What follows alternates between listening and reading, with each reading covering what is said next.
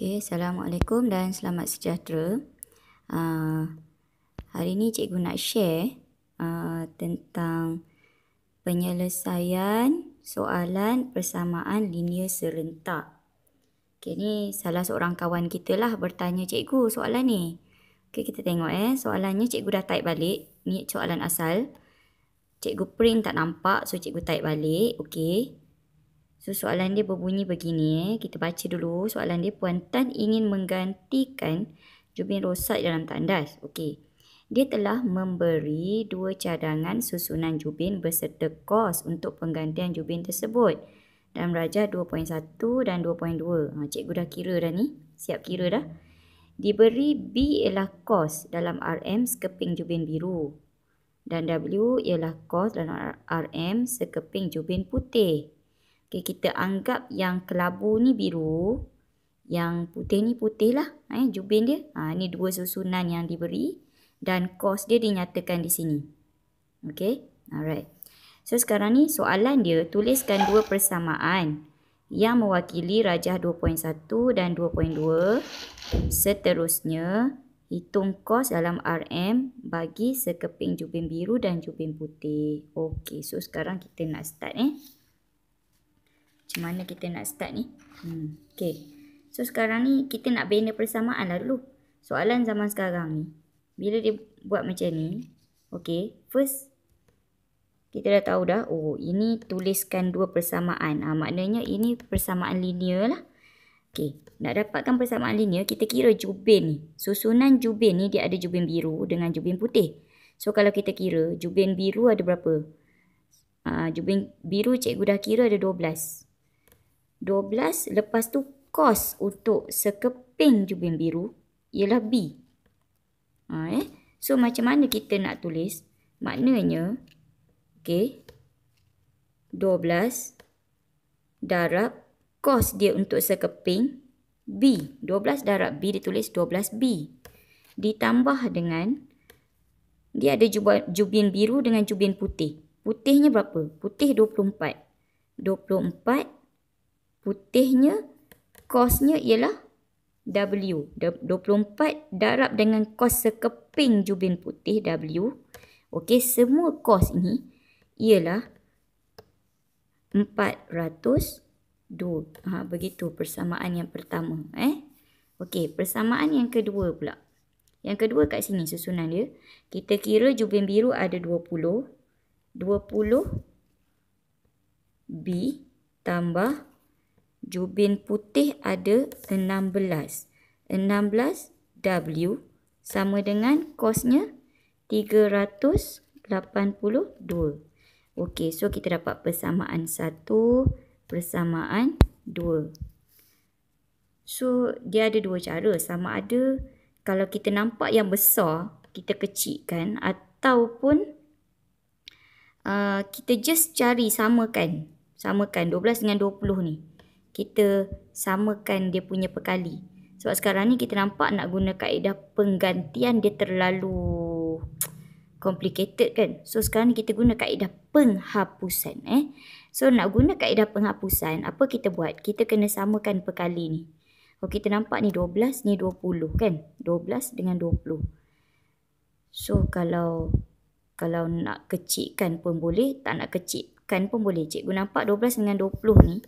Kalau 12 dengan 20, kalau kita tengok sifir 12 dengan sifir 20, apakah jawapan yang sama? Kalau macam ni, awak pergi sifir yang besar dulu. 20 kali 1, okey, dapat 20. 20 boleh bagi 12 tak?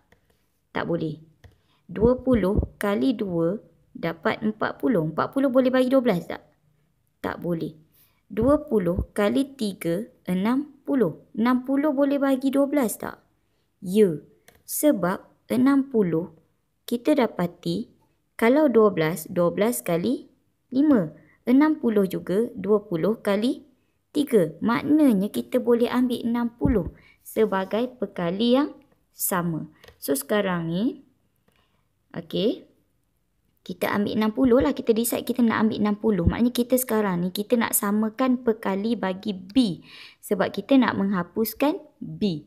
Okay. So, apa kita buat? Yang tadi kita kata kalau 60 ni, 12 ni, kita kena darab dengan 5. So, 12 ni nak jadi 60 kena darab 5.